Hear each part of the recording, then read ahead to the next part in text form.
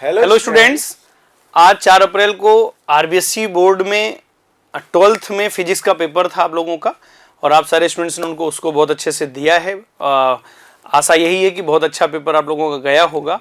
Paper की analysis में आज कुछ चीज़ें सामने निकल के आई हैं। आज हम उस पेपर का यहाँ पर सलूशन आपके सामने बताने वाले हैं, तो आप लोगों को उससे हेल्प मिलेगी। लेकिन जो 2 चीज़ें बहुत अच्छी सामने आई हैं निकल करके, एक वो कि कई स्टूडेंट्स जब 10th के बाद फाउंडेशन का बैच ले रहा होता है तो उसे दिमाग में, उसके गार्जियन के दिमाग में बात रहती है कि हम फाउंडेशन बैच लें कि ना लें। हाँ, स्टेट बोर्ड से कुछ बहुत अच्छी बेहतर तैयारी हो जाती है।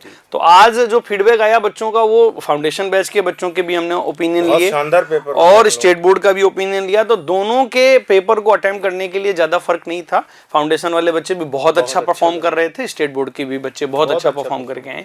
तो ये वो लेवल है जिसमें दोनों तरह की जो तैयारी करने वाले बच्चे हैं वो बहुत अच्छा कर ही ले जाते हैं। जो दिक्कतें आती हैं वो तो आगे आती हैं जब आप जेई मेन की या फिर नीट की तैयारी कर रहे होते हैं। तो इसमें एक चीज दिमाग से बिल्कुल निकाल दें कि फाउंडेशन पढ़ने से स्टेट बोर्ड की तैयारी उतनी बेहतर नहीं हो पाती है, या केवल स्टेट बोर्ड करने से ही बहुत बेहतर होती है। ये एक मिथ्या धारणा, ये एक जो है बहुत गलत धारणा बना लेते हैं स्टूडेंट्स, और गार्जियंस भी यहाँ तक की बना लेते हैं। तो ये चीज़ तो पहली बात तो मैं बिल्कुल क्लियरली कहना चाहूँगा कि आप फाउंडेशन यदि पढ़ रहे हैं तो दिमाग से बिल्कुल निकाल दें। अलग से कुछ नहीं पढ़ना होता है, कुछ भी अलग से जो है आपको स्टडी नहीं करनी होती है, नोट्स नहीं पढ़ने होते हैं। आपको जो फाउंडेशन की फैकल्टी पढ़ा रही होती है उससे पूरा का पूरा पेपर हो जाता है। आज और बहुत सारे बच्चों ने आज बहुत अच्छा 99 और 100% तक परफॉर्म किया है, बहुत अच्छा। और एक बहुत विशेष बात सोनी साहब आज बता रहे थे, वो भी बहुत जानना जरूरी है बच्चों के लिए, कि जो पेपर का जो पैटर्न रहा, जो क्वेश्चंस रहे, वो जो क्लास में अपन पढ़ाते थे बच्चों को, और जो टेस्ट हमने कंडक्ट किए थे, और जो प्रीवियस बोर्ड के पेपर लिए थे हमने, उनमें से मोस्टली इवन न्यूमेरिकल तक सारे मैच हुए हैं। ऐसा कोई क्वेश्चन नहीं था जो कि हमने यहाँ पर डीएस प्लेटफॉर्म पर सोल्व नहीं किया। बहुत बड़ी बात है कि 100% पेपर जो है यहाँ पर जो पहले टेस्ट पेपर हुए हैं, जो आपको नोट्स लिखवाई गई हैं, उससे पेपर जो है आया हुआ है। सिंगल ऐसी कोई चीज़ नहीं आई जिसका टेस्ट पेपर में कभी जिक्र ना किया गया हो या कोई क्वेश्चन पहले से डिस्कस ना किया गया हो। तो इसलिए बहुत अच्छा परफॉर्म दिया है बच्चों ने। तो आज का ये जो पेपर है, इसका सोल्यूशन हमारे जो है स्टेट बोर्ड के एक्सपर्ट श्रीमान सोनी साहब कराएंगे, और आप इसको ध्यान से सुनेंगे, सीखेंगे। और जो बहुत महत्वपूर्ण बात है, आगे के पेपर आप इसी तरीके से बढ़िया करते जाएं, अच्छा रिवीजन करते जाएं, टाइम बिल्कुल वेस्ट मत करें।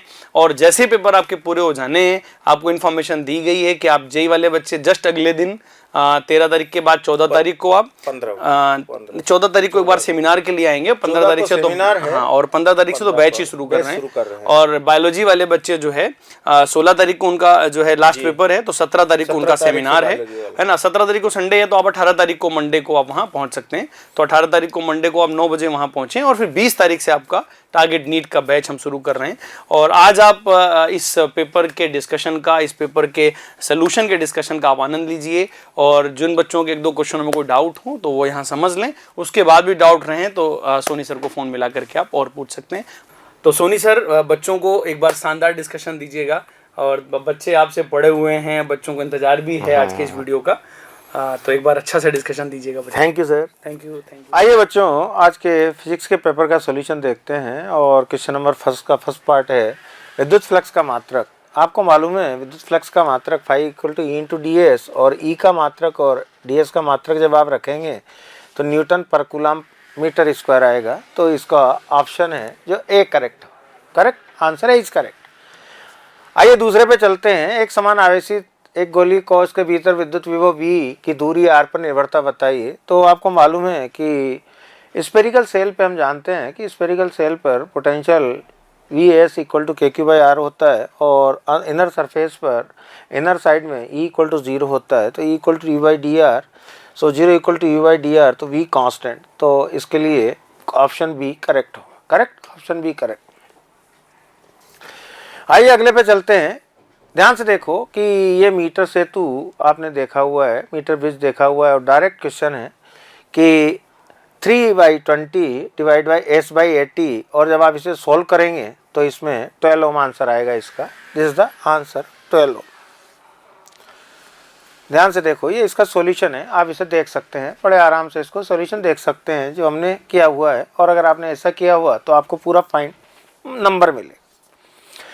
अगला सवाल देखते हैं कि अगर किसी स्पेस पर परमेबिलिटी किसी स्पेस में परमेबिलिटी म्यू नॉट और परमिटिविटी एप्सिलॉन नॉट हो तो सी के साथ उसका क्या रिलेशन होगा। ये डायरेक्ट क्वेश्चन है थ्योरी से और इसका आंसर है C square equal to 1 mu naught epsilon naught. That is the answer of this question and answer is B. अगला क्वेश्चन देखते हैं, गतिमान आवेश से उत्पन्न हो सकता है। डायरेक्ट क्वेश्चन है कि moving charge produce electric field and magnetic field, बहुत electric field and magnetic field, तो आंसर सी इज करेक्ट। आगे चलते हैं, भंवर धाराओं का उपयोग होता है, जो ईडी करंट होता है वो इंडक्शन ब्रेक में, इंडक्शन फर्नेस में और अपना विद्युत चुंबकीय अवमंदन में इस्तेमाल होता है। तो eddy currents are use all in above cases, so answer D is correct. अगला क्वेश्चन लेते हैं, ये भी डायरेक्ट क्वेश्चन है कि अगर डेंसर मीडियम 1 और रेयर मीडियम 2 हो और इनका रिलेटिव रिफ्रैक्टिव इंडेक्स n12 हो तो कौन सा ऑप्शन करेक्ट है। तो ये डायरेक्ट इसका सॉल्यूशन है, जरा ध्यान से देखो, आंसर डी करेक्ट है। n12 equal to 1/sin IC, आप इसे क्लियरली देख सकते हैं। नेक्स्ट क्वेश्चन, ये भी डायरेक्ट क्वेश्चन है कि प्रकाश विद्युत प्रभाव के प्रायोगिक अध्ययन में आपतित विकिरण की तीव्रता और आपतित बोलता में क्या संबंध होता है। तो ये क्वेश्चन 1 इज करेक्ट डायरेक्ट, और इसका कंसेप्ट क्या है जरा ध्यान से देखिएगा कि I photo proportional to I intensity, और ये इसके ग्राफ है। इंटेंसिटी हम बढ़ाते जाते हैं तो फोटो करंट भी बढ़ता जाता है। तो this is the correct answer is a. Correct. Electron की तरंग प्रकृति को बताने वाला वेरिफिकेशन जो उसने किया उस एक्सपेरिमेंट का नाम बताइए। तो आपको सबको मालूम है, डेविसन जर्मर, सीजे डेविसन और एल एच जर्मर, ये साइंटिस्ट हैं जिसने सबसे पहले वेरिफिकेशन किया था। तो ये इसका आंसर है। Wave nature of the fast moving electrons is experimentally verified by the C J Davisson and L H Germer. आइए अगला क्वेश्चन देखते हैं, और क्वेश्चन नंबर 2 कि the name of the machine that accelerate charge particles और ions to higher energy, this machine is called cyclotron. सबको मालूम है, सिंपल बेस्ट क्वेश्चन है, साइक्लोट्रॉन है जिसकी वजह से हैवी आयंस को हम एक्सलेट करते हैं। ये भी डायरेक्ट क्वेश्चन है कि एन फेरों वाली कुंडली की फ्लक्स बंधता n5 है और उसमें करंट का वैल्यू I है, तो n5/I किसको रिप्रेजेंट करेगा। तो phi इक्वल टू Li और L equal to phi m/I, that is equal to self inductance और स्व प्रेरकत्व। करेक्ट। ध्यान से देखो कि एक बहुत अच्छा क्वेश्चन था, दो कणों का क्या समान होना चाहिए कि उनकी डी ब्रोगली तरंगदैर्घ्य समान हो। डी ब्रोगली के बारे में आप जानते हो, लैम्डा इक्वल टू h/p और लैम्डा 1/λ2 इक्वल टू p2/p1। अगर p2 बराबर p1 होगा तो लैम्डा 1 बराबर लैम्डा 2 होगा, तो इसमें आएगा अपना संवेग momentum, that is the correct answer. अगला क्वेश्चन देखते हैं, क्वेश्चन नंबर 2 का फोर्थ पार्ट है, पी प्रकार के अर्धचालक में कौन से मेजॉरिटी चार्ज कैरियर होते हैं और कौन से माइनॉरिटी चार्ज कैरियर्स होते हैं। तो जरा ध्यान से देखो कि पी टाइप का मटेरियल में होल्स मेजॉरिटी चार्ज कैरियर्स होते हैं और इलेक्ट्रॉन्स माइनॉरिटी चार्ज कैरियर्स होते हैं। तो ये correct answer holes and electrons. Correct. Question number 3 देखिएगा कि मिल्कन ऑयल ड्रॉप एक्सपेरिमेंट में जो ऑयल ड्रॉप है उस पर जो चार्ज है वो कितना है, -6.4 × 10⁻⁹ कूलम, और इस पर नंबर ऑफ इलेक्ट्रॉन्स बताने हैं। तो चार्ज क्वांटाइजेशन हमने इस्तेमाल किया Q इक्वल टू +- और n इक्वल टू Q/E। अब Q को जब E से डिवाइड करेंगे तो n इक्वल टू 4, तो करेक्ट आंसर इज 4। आगे चलते हैं, P विद्युत विद्युत आघूर्ण के विद्युत द्विध्रुव के अक्ष पर विद्युत ध्रुव के केंद्र से r दूरी पर विद्युत विभव का मान बताइए। तुम्हें मालूम है डायरेक्ट फार्मूला Vp बराबर Kp cos θ/r², और एक्सिस पे अगर कोई पॉइंट होगा तो theta equal to 0, cos 0 equal to 1, तो Vp बराबर Kp/r², that is the correct answer. That is the correct answer. Correct. अर्धचालकों की प्रतिरोधकता की ताप पर निर्भरता बताइए, कि ये बहुत सिंपल और बहुत बेसिक क्वेश्चन है। और ये resistivity of semiconductors decreases with increasing temperature और increases with decreasing temperature, both are correct, so you can write this. ये आप इसे ऐसे लिख सकते हैं। चलो सर, अगला बहुत अच्छा सवाल है कि दो अगर सेल हैं E1 E2 और उनका इंटरनल रेजिस्टेंस R1 R2 है, अगर उनको हम पैरेलल फैशन में जोड़ते हैं तो उनका इक्विवेलेंट क्या होगा।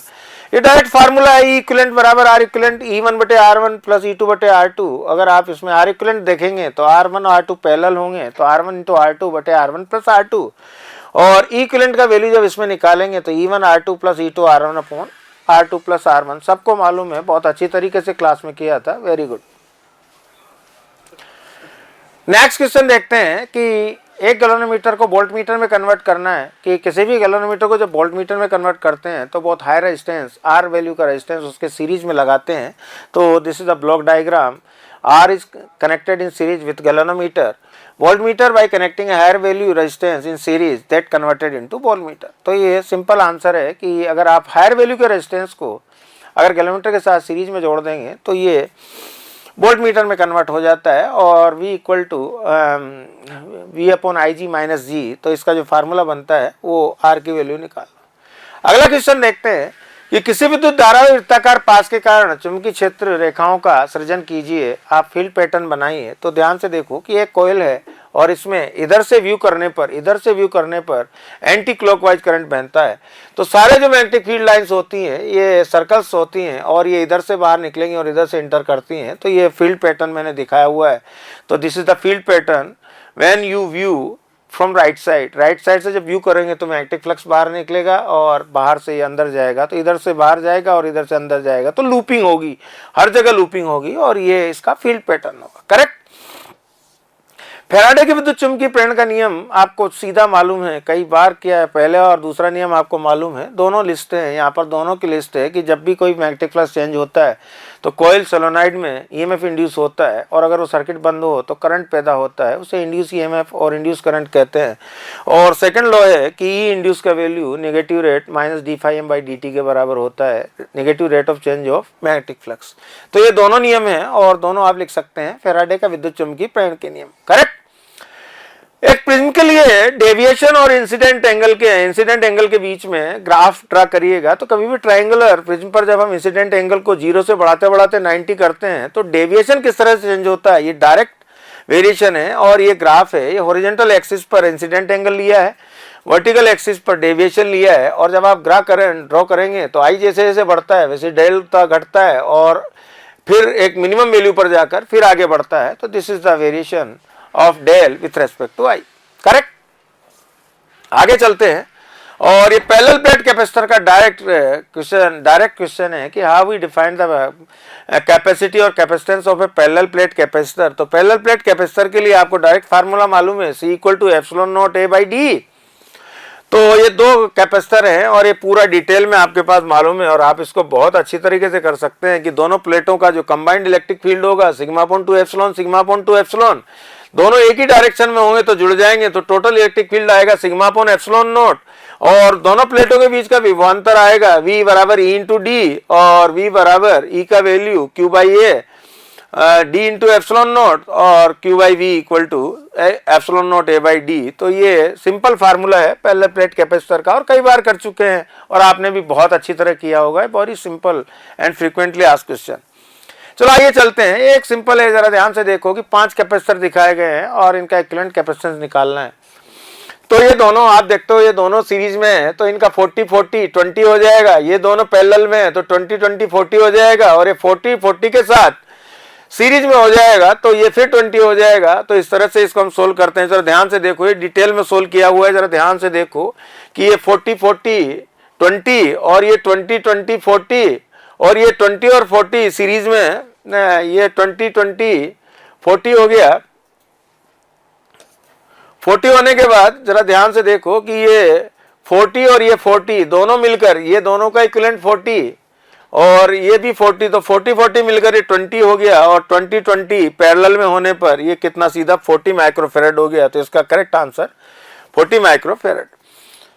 और ये बहुत सिंपल सवाल है कि जो कार्बन रजिस्टर होते हैं उनको इलेक्ट्रॉनिक सर्किट्स में क्यों इस्तेमाल करते हैं। तो सबसे अच्छा रीज़न है, सस्ते होते हैं, हल्के होते हैं, कम करें स्थान जगह घेरते हैं, तो they are very cheaper, easy to make, small size. और इनका जो डिसएडवांटेज है वो है ये टॉलरेंस इनका ज़्यादा होता है, करंट हैंडलिंग कैपेसिटी ज़्यादा कम होती है।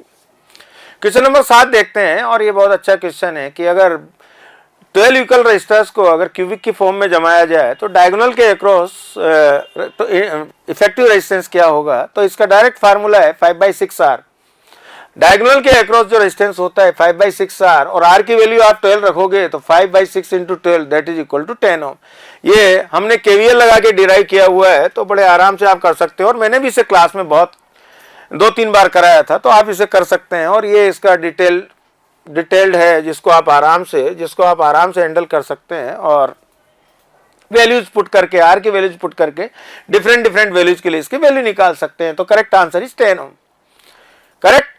चलो आगे चलते हैं। और ये F इक्वल टू R/2 है, ये कई बार कर चुके हैं अपन कि किसी भी मिरर का जो फोकल लेंथ है वो रेडियस ऑफ कर्वेचर का हाफ होता है। तो जरा इसको F इक्वल टू R/2 और ये इसका डिटेल्ड एनालिसिस है और इसे आप कई बार कर चुके हैं, शायद आपको इसमें कोई प्रॉब्लम नहीं आई होगी। और सिंपली एंगल इक्वल टू R/रेडियस, ये बड़े आराम से इसे आप देख सकते हैं। This is the correct format और F इक्वल टू R/2। ये एक अच्छा सवाल था कि दो लेंस अगर कंबाइंड हैं, एक 20 सेंटीमीटर का है, एक 25 सेंटीमीटर का है, अगर आप उन्हें कोएक्सियली मिलाते हैं, उनका प्रिंसिपल एक्सिस कॉमन है, तो उनका रिजल्टेंट फोकल लेंथ क्या होगा, पावर क्या होगी। तो ये पावर का फार्मूला कंबाइंड लेंस का जो पावर का फार्मूला है P equal to P1 plus P2 और 1/F equal to 1/F1 plus 1/F2 1/20 1/-25 तो 1/100 और पावर को कैलकुलेट करेंगे तो 100/100 1 डायोप्टर की ये पावर आएगी। सिंपल फार्मूला यूज करना है, फार्मूला बेस्ड सवाल है और बड़ा सिंपल सवाल। आइंस्टाइन का फोटो इक्वेशन लिखना है और इससे प्रकाश से इससे संबंधित कोई दो घटनाएं लिखनी है। तो आइंस्टाइन का जो फोटो इक्वेशन है वो आपको मालूम है, E बराबर KE max plus phi naught work function है, KE max maximum kinetic energy है फोटो इलेक्ट्रॉन की और E क्या है, इंसिडेंट फोटोन एनर्जी। तो ये इसका आइंस्टाइन फोटो इक्वेशन है, ये सरफेस है और ये इसके डिटेल्ड है। इसके ऑब्जर्वेशन की बात करेंगे तो ऑब्जर्वेशन में हम देखते हैं कि फोटो इलेक्ट्रॉन्स का इजेक्शन एक पर्टिकुलर फ्रीक्वेंसी पे होता है जिसे हम थ्रेशोल्ड फ्रीक्वेंसी कहते हैं। इससे कम पर, इससे बिलो फ्रीक्वेंसी पर कोई इजेक्शन नहीं होता। दूसरा क्या है कि intensity of photo current directly proportional to intensity. Intensity double कर देते हैं, करंट डबल हो जाता है, इंटेंसिटी ट्रिपल कर देते हैं, करंट ट्रिपल हो जाता है, सीधा I प्रोपोर्शनल टू इंटेंसिटी। एक और सवाल था 11 नंबर, 100 वोल्ट के विभवांतर द्वारा त्वरित किसी इलेक्ट्रॉन से संबंध डी ब्रोगली तरंगदैर्घ्य बताइए। डायरेक्ट फार्मूले में रखिए और आंसर निकालिए। De Broglie wavelength of electron 12.27 upon √V की जगह 100 रखेंगे, सोल्व करेंगे 1.227 angstrom. Correct. Radio active substance के अर्धायु का डेफिनेशन बताना है, अर्धायु और औसत लाइफ टाइम में क्या संबंध बताना है। तो आप जनरली जानते हैं कि जब भी एक्टिव न्यूक्लियाई का नंबर आधा रह जाता है that time is called half life time और it is denoted by T12। और T12 बराबर क्या होता है, ln2/λ, जहाँ लैम्डा क्या कहलाता है, डीके कांस्टेंट। और T min बराबर क्या होता है 1/λ, तो 1/λ की वैल्यू रखोगे तो T12 ln2। तो ये इसका रिलेशन है, करेक्ट रिलेशन ये है। ठीक है, चलो आगे चलते हैं। नाभ की बल के कोई 3 अभिलक्षण लिखिए। नाभ की बल के कोई 3 गुण लिखिए। तो नाभ की बल आप जानते हो कि अगर बहुत शॉर्ट रेंज फोर्स है, बहुत कम परास का बल है और शक्तिशाली बल है, ये नाभिक को बांधे रखता है और ये सेंट्रल फोर्स नहीं होता, तो F प्रोपोर्शनल टू 1/r² इस पर नहीं चलता। F प्रोपोर्शनल टू 1/rn होता है, जहाँ n की पावर 3, 4, 6, 8, 12 और बहुत ज़्यादा हायर पावर्स होती है। न्यूक्लियर फोर्स जो पैदा होता है वो पाई मेसोन के एक्सचेंज से मिलता है, कि न्यूक्लियस में जो पाई मेसोन एक्सचेंज होते हैं उनकी वजह से मिलता है और ये स्टेबिलिटी के लिए रेस्पॉन्सिबल है। तो ये 4 हमारे जो प्रॉपर्टीज हैं न्यूक्लियर फोर्स के, ये हमने लिख दिए हैं। एक जीना डायोड का उपयोग वोल्टा नियंत्रक के रूप में, वोल्टेज कंट्रोलर के रूप में कैसे कर सकते हैं, एक एक्सपेरिमेंट के माध्यम से, एक सर्किट के माध्यम से इसे बताइए। तो जरा ध्यान से देखो कि ये मैंने एक सर्किट ड्रा किया हुआ है, ये 10 ओम है और एक बल्ब है जिसका 10 वाट है, 1 एम्पियर रेटिंग है, 10 ओम इसका फिलामेंट का रेजिस्टेंस है। किसी भी वजह से अगर इससे 10 वोल्ट से ज़्यादा करंट आता है तो ये बहुत महंगा बल्ब है, अगर ये फूक जाता है तो इसको हम प्रोटेक्शन देने के लिए मैंने एक जीनर डायोड लगा दिया है जिसका जीनर ब्रेकडाउन 10 वोल्ट से स्लाइटली ज़्यादा है, थोड़ा सा ज़्यादा। ये 20 वोल्ट की सप्लाई लगाई, जब तक सप्लाई करेक्टली 20 वोल्ट देती रहेगी, जब तक ये क्या है कि ये बल्ब एक्सट्रीम ग्लो देता रहेगा, वर्क इसकी फंक्शनिंग सही होती रहेगी।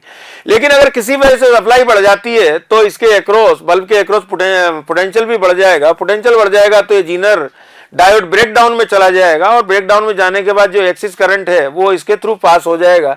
बल्ब के अक्रॉस हमेशा वोल्टता 10 ओम ही रहेगी। तो ये भी क्वेश्चन मैंने क्लास में बहुत अच्छी तरह कराया था आपको, और आपके कॉपी में है कि how we use Zener diode as a voltage regulator. तो ये एक सिंपल एग्जांपल देके मैंने इसमें ये लिखा हुआ है, if you applied voltage across bulb is increase then the excess current passes through the Zener diode and no damage of bulb.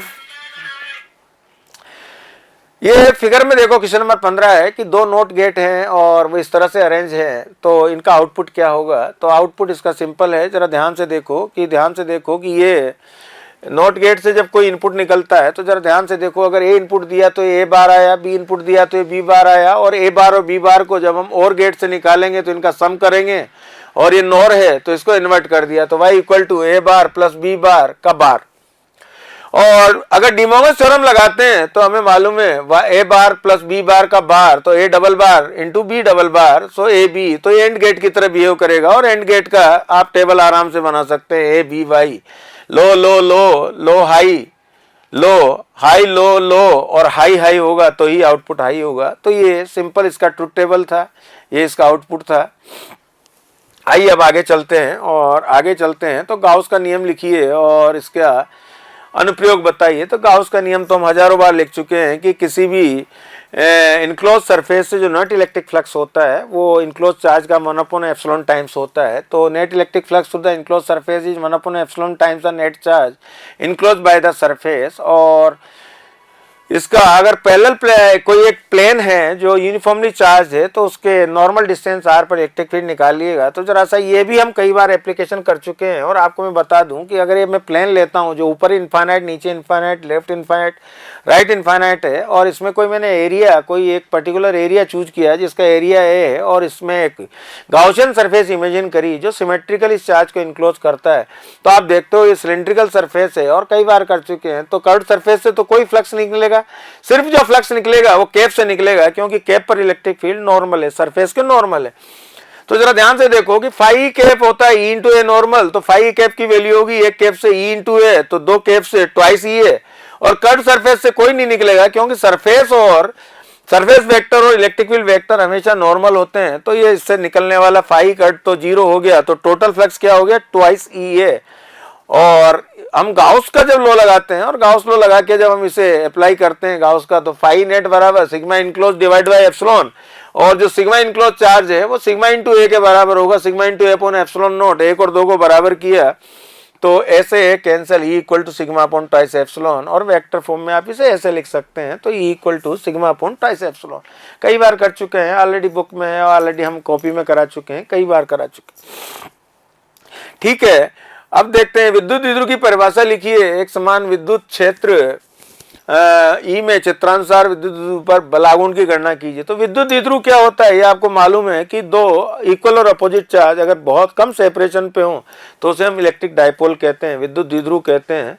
कि when two equal and opposite point charges are very small separation, are at very small separation, then the assembly is called electric dipole। और किसी भी electric dipole को जब हम electric field में रखते हैं तो उस पर कितना टॉर्क लगता है, तो ये टॉर्क का फार्मूला भी आपको सबको आता है कि ये इलेक्ट्रिक डाइपोल है और ये इलेक्ट्रिक फील्ड में, यूनिफॉर्म इलेक्ट्रिक फील्ड में रखा हुआ है, इसकी लेंथ एल है और इस फील्ड से एंगल थीटा है। तो 2 फोर्सेज काम करेंगे QE और QE, जिनकी डायरेक्शन अपोजिट होगी, तो नेट फोर्स 0 होगा और ये इसमें टॉर्क जनरेट करेगा। टॉर्क जनरेट करेगा तो जो फोर्सेज के लाइन ऑफ एक्शन के बीच में जो पैरेलल डिस्टेंस नॉर्मल सेपरेशन है उसका वैल्यू क्या होगा, जरा ध्यान से देखो आप कि ये वैल्यू तो होगा L sin थीटा और जो लेंथ होगा वो L होगा। तो ये नेट फोर्स और इसमें टॉर्क जो लगेगा, this torque is directed inward, तो फोर्स इनटू आर नॉर्मल, और फोर्स का वैल्यू QE और R normal L sin theta. 2 forces के बीच में जो नॉर्मल डिस्टेंस लेंगे वो L sin थीटा लेंगे। तो जब इसको आप आगे सोल्व करोगे तो QLE sin थीटा तो PE sin थीटा, ये बहुत सिंपल और सॉल्यूशन आया। तो torque equal to P cross E। Maximum torque होगा P और मिनिमम टॉर्क होगा 0। टॉर्क क्लॉकवाइज भी हो सकता है और एंटी क्लॉकवाइज भी हो सकता है। चलिए साहब आगे चलते हैं।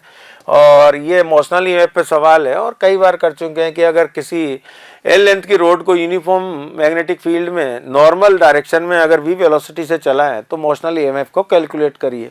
और इसके अलावा है कि ये एसी का जनरेटर के लिए बात की है तो दोनों ओर में आए हैं, तो दोनों को मैंने किया हुआ है। ज़रा ध्यान से देखो कि ये एक यू फ्रेम वायर है और इस पर एक एल लेंथ का कंडक्टर स्लाइड कर रहा है। ये वायर स्मूथ है और इसकी वेलोसिटी v है। तो जब ये वेलोसिटी v है तो मैग्नेटिक फ्लक्स को काटेगा और मैग्नेटिक फ्लक्स काटेगा तो इसके एंड पर में मोशनल ईएमएफ जनरेट होगा according to Faraday's law. B inward है और ये किनारे ये भी हम कई बार कर चुके हैं। तो ये सिंपल मैंने इसका एक्सप्रेशन लिखा हुआ है यहाँ। Magnetic field cut by the rod in small time dt D phi M बराबर b इंटू डी ए और D A equal to L V D T. तो D phi by D T बराबर B V L और Faraday's law से आप direct कर सकते हैं ई इंड्यूस बराबर बी वी एल। और ये कई बार टेस्टों में और कई बार प्रीवियस या बोर्ड पेपर्स के एग्जाम्स में हम कर चुके हैं। तो this is called motional EMF. Correct. अब हम क्वेश्चन नंबर 17 का जरा ध्यान से देखो कि एसी डायनामो का हमारे पास है कि एसी डायनामो का ब्लॉक डायग्राम है। यहाँ दोनों मैग्नेट हैं, ये दोनों मैग्नेट है, ये uniform radial magnetic field produce करती है। इनके बीच में रेक्टेंगल कॉइल एक कांस्टेंट एंगुलर वेलोसिटी से घूमती है। ये दोनों स्लिप रिंग्स हैं, ध्यान से देखो दोनों स्लिप रिंग्स हैं और ये कार्बन ब्रुश है और ये हमारा लोड है जिससे हम ये एसी करंट एसी फ्लो करते हैं। तो ये कार्बन ब्रुश है, ये रिंग्स हैं और ये एक्सल है, ये फील्ड है और मोशन इसमें ये इस तरह से दिख रहा है। तो मोशन की डायरेक्शन बताई हुई। तो आप जानते हो अगर कांस्टेंट एंगुलर वेलोसिटी से घुमाएंगे तो omega equal to theta by T, तो theta equal to omega T. Magnetic field किसी भी पर्टिकुलर टाइम टी पर इस डायरेक्ट फार्मूले से निकाला जा सकता है। फाई एम बराबर एन बी ए कॉस थीटा एन बी ए कॉस ओमेगा टी। और अगर आप इसको डिफरेंशिएट करेंगे विथ रेस्पेक्ट टू टाइम तो ध्यान से देखो D phi M by D T minus N B A sine omega T. और D phi M by D T Faraday's law से इंड्यूस ईएमएफ के बराबर होता है। तो ई इंड्यूस बराबर minus D phi by D T और ये ई इंड्यूस बराबर minus N B A omega sine omega T. तो ई इंड्यूस बराबर E not sine omega T. Correct. और ई नॉट बराबर N B omega that is called peak value. So E induce बराबर E not sine omega T. जब इसको आप graph खींचेंगे तो ये साइनसॉइडल नेचर का आता है। तो this is the graph of this is the characteristic curve at across the coil end. तो कोयल के एंड पर जो अल्टरनेटिंग वोल्टेज पैदा होता है इस नेचर का होता है। This is called sinusoidal AC. Correct. आइए अब ये हम ब्लॉक डायग्राम की बात करते हैं। ये द्रव्यमान क्षति क्या होती है, नाभिकीय बंधन ऊर्जा क्या होती है और इसके अलावा द्रव्यमान संख्या प्रति न्यूक्लियन के बीच में आरेख बताना है और एक न्यूक्लियर रिएक्टर के बारे में बात करना है। तो ये भी बहुत सिंपल था कि मास डिफेक्ट क्या होता है कि न्यूक्लियस का टोटल मास और न्यूक्लियस का जो मेजर्ड मास का डिफरेंस होता है उसे मास डिफेक्ट कहते हैं और इट इज डिनोटेड बाई 10। और मास ऑफ न्यूक्लियस इस फार्मूले से निकाला मास डिफेक्ट इस फार्मूले से निकाला जाता है। डेल एम बराबर Z M P A minus Z M N. और आप इससे चाहो तो ले सकते हो, चाहे तो छोड़ सकते हो क्योंकि इलेक्ट्रॉनिक मास इज नेग्लिजिबल और minus M Z. Correct. Binding energy को क्या कहते हैं कि जो एनर्जी होती है the energy required to free the all nucleus from nucleus that is called binding energy. कि किसी भी नाभिक के सभी न्यूक्लियस को फ्री करने के लिए जितनी एनर्जी की रिक्वायरमेंट होती है उसे हम बाइंडिंग एनर्जी कहते हैं। Binding energy B equal to del M C square और del M in M U then this relation converted into 931.5 into del M mega electron volt. ये कई बार कर चुके हैं।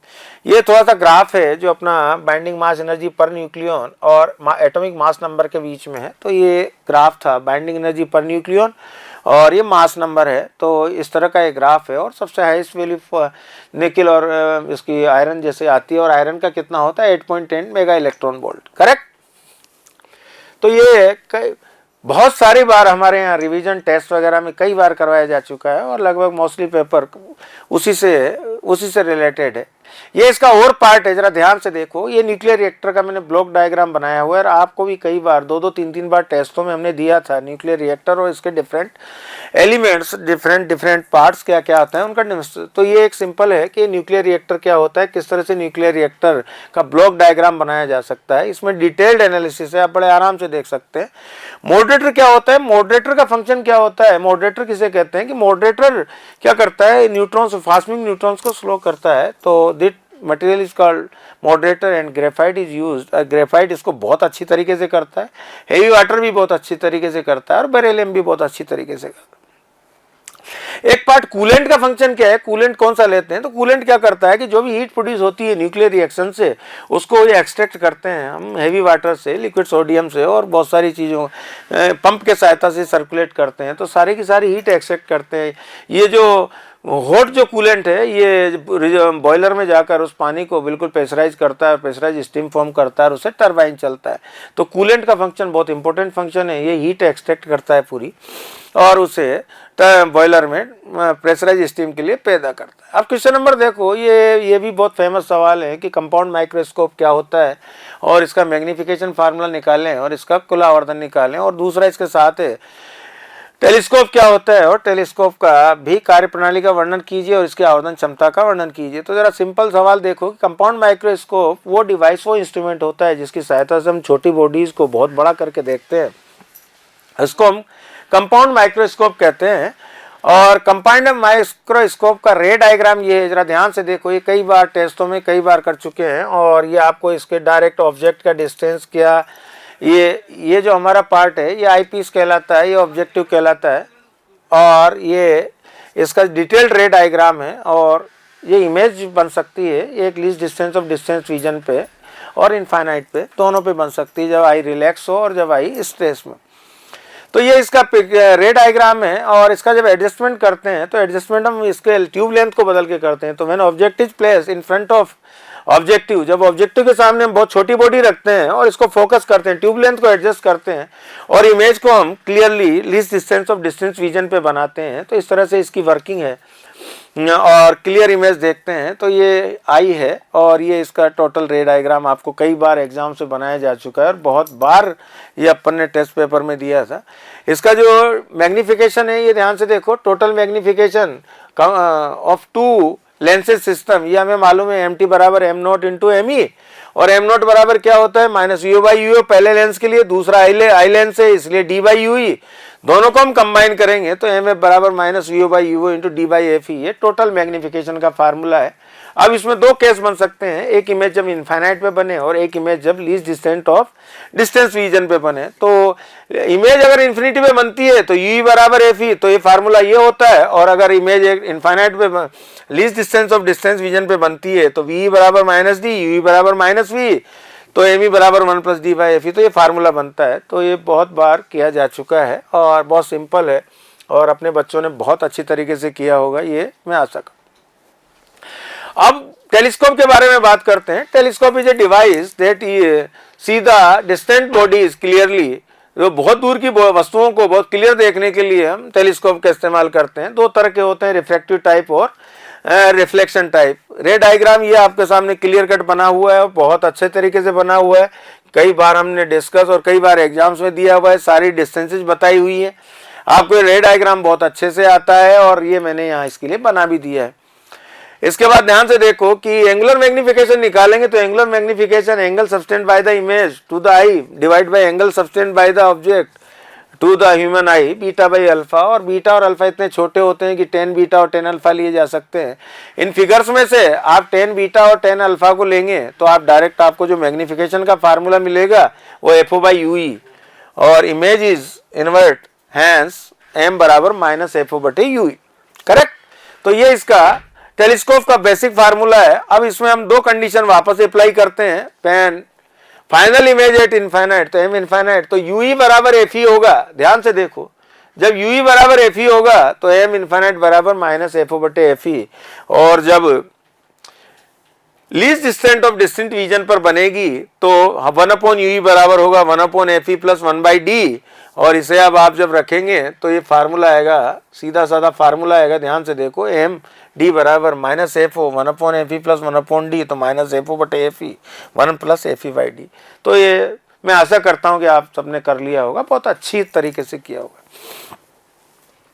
अब क्वेश्चन नंबर 20 आखिरी क्वेश्चन है, पीएन संधि डायोड के फॉरवर्ड बायस और रिवर्स बायस से क्या मतलब है। पीएन संधि डायोड को फॉरवर्ड बायस और अग्र बायस का जो वीआई कैरेक्टरिस्टिक बताइए और उसका प्रायोगिक विद्युत परिपथ भी बताइए और निम्न की संक्षिप्त व्याख्या कीजिए। देली या कट इन वोल्टेज और ये भंजन वोल्टता ब्रेक डाउन पोटेंशियल, और इसके और में है निष्करण क्या होता है, हाफ वेव रेक्टिफायर क्या होता है। तो ये दोनों बहुत सिंपल क्वेश्चंस हैं और जरा ध्यान से देखो कि ये सर्किट डायग्राम है फॉरवर्ड बायस का और रिवर्स बायस का, जरा ध्यान से देखो आप। ये वोल्टेज डिवाइडर सर्किट है और ये पीएन डायोड है। पी को पॉजिटिव पोटेंशियल पे, एन को नेगेटिव पोटेंशियल पे लगाते हैं और इसके अक्रॉस वोल्ट मीटर से पोटेंशियल पढ़ते हैं और इससे बनने वाला करंट पढ़ते हैं। तो ये फॉरवर्ड बायस का सर्किट डायग्राम है और ये रिवर्स बायस का सर्किट डायग्राम। फॉरवर्ड बायस में करंट पी से एन की ओर बहता है, रिवर्स बायस में करंट एन से पी की ओर बहता है। फॉरवर्ड बायस में करंट मेजॉरिटी चार्ज कैरियर की वजह से बहता है और रिवर्स बायस में करंट माइनॉरिटी चार्ज कैरियर की वजह से बनता है। तो ये दोनों सर्किट डायग्राम है, ये फॉरवर्ड बायस है और रिवर्स बायस है और ये इसका थोड़ा सा थ्योरी है जो आपने बहुत अच्छी तरीके से कर लिया होगा, करेक्ट। और देली वोल्टता क्या होती है, कट इन वोल्टेज क्या होता है कि जैसे जैसे हम फॉरवर्ड बायस में अप्लाइड पोटेंशियल को बढ़ाते जाते हैं वैसे वैसे करंट भी जो जंक्शन फील्ड है और बैरियर पोटेंशियल है वो डिक्रीज होता जाता है। एक स्थिति ऐसी आती है कि अप्लाइड वोल्टेज के जिस वैल्यू के लिए जो बैरियर पोटेंशियल है वो नील हो जाता है, वो काउंटर पार्ट हो जाए, जो कैंसिल हो जाता है, उसको हम बोलते हैं कट इन वोल्टेज। तो वो वोल्टता जिस पर निरोधी विभव का विरोध समाप्त हो जाता है उसे हम कट इन वोल्टेज और देली वोल्टता कहते हैं। और सिलिकॉन के लिए 0.7 वोल्ट होता है, जर्मेनियम के लिए 0.3 वोल्ट, करेक्ट। भंजन वोल्टता के बारे में क्या कहते हैं कि भंजन वोल्टता जब डायोड को रिवर्स बायस में इस्तेमाल करते हैं तो जंक्शन फील्ड में, जंक्शन के जो एरिया है उसमें इलेक्ट्रिक फील्ड बढ़ जाता है। इलेक्ट्रिक फील्ड बढ़ जाता है तो वहाँ कोवेलेंट बॉन्ड टूटते हैं और कोवेलेंट टूटने से इलेक्ट्रॉन होल्स पैदा होते हैं। इलेक्ट्रॉन होल्स पैदा होते हैं तो वो अगर इलेक्ट्रिक फील्ड की वजह से एक्सेलरेट होते हैं, एक्सेलरेट होने की वजह से बहुत सारे कोवेलेंट बॉन्डों को तोड़ते हैं। तो इस तरह से बहुत सारे होल्स और इलेक्ट्रॉन होल्स जनरेट होते हैं जिनकी वजह से करंट सडनली इंक्रीज होने लगता है। तो that potential is called break down potential, कि जिस पोटेंशियल पर ऐसा होने लगे उसको हम ब्रेक डाउन पोटेंशियल कहते हैं। तो ये डिटेल में मैंने ब्रेक डाउन पॉइंट लिखाया हुआ है, तो आशा है आपने अच्छा लिख दिया होगा। ब्रेक डाउन भी दो तरह का होता है, जीनर ब्रेक डाउन और एवलेंस ब्रेक डाउन। ये रेक्टिफायर के रूप में है। आखिरी क्वेश्चन, रेक्टिफायर क्या है कि रेक्टिफायर को एसी को डीसी में कन्वर्ट करने के लिए जिस डिवाइस का इस्तेमाल करते हैं उसे हम रेक्टिफायर कहते हैं। और रेक्टिफायर हाफ वेव और फुल वेव दो तरह का होता है। ये हाफ वेव रेक्टिफायर का आपको सर्किट डायग्राम बनाया हुआ है। तो ये एक स्टेप डाउन ट्रांसफार्मर है और इसमें एक पावर डायोड लगा हुआ है, ये लोड लगा हुआ है, ये एसी लगा हुआ है। तो जब भी पॉजिटिव एसी का पॉजिटिव साइकिल चलता है नेगेटिव, और यहाँ पर ये नेगेटिव और यहाँ पर पॉजिटिव तो यहाँ पर नेगेटिव, तो अल्टरनेट जब एसी फ्लो होती है तो ये डायोड हाफ साइकिल में कंडक्ट होता है और हाफ साइकिल में रिवर्स बायस में रहता है, यानी ये कोई करंट कंडक्ट नहीं करता। तो लोड में आधे साइकिल में करंट बहता है और आधे साइकिल में करंट ऑफ रहता है। तो this is called half wave rectifier. इसकी बहुत अच्छी वर्किंग लिखी हुई है, ध्यान से देखो। In secondary coil during the positive half cycle diode conducts and during the negative half cycle diode is reverse bias, so it doesn't current any current. So this is the working of the PN diode और बहुत बार कर चुके हैं आप। इसके बाद इसका जो वेव डायग्राम है तो ये ध्यान से देखो कि आपने एसी को इस तरह से, ये साइनसॉइडल एसी या एसी को हमने दिया तो यहाँ पर जो आउटपुट मिला तो पॉजिटिव, यानी कि या तो पॉजिटिव के लिए कंडक्ट होगा या नेगेटिव के लिए कंडक्ट होगा, कोई हाफ साइकिल के लिए कंडक्ट होगा। यहाँ हमने माना हुआ है कि पॉजिटिव के लिए कंडक्ट होता है, तो पॉजिटिव साइकिल के लिए ये डायोड, यहाँ पर डायोड बंद होता है, यहाँ डायोड फिर ऑन, यहाँ डायोड ऑफ। तो इस तरह से इसको हम बहुत अच्छी तरीके से कर सकते हैं और अपने बच्चों ने इसे डी ऑन और यहाँ पर डी ऑफ, इसी तरह से सीक्वेंस चलती रहती है। तो ये आउटपुट है और ये इनपुट है। तो आशा करता हूँ आपका पेपर बहुत अच्छा रहा होगा। Thank you being with us.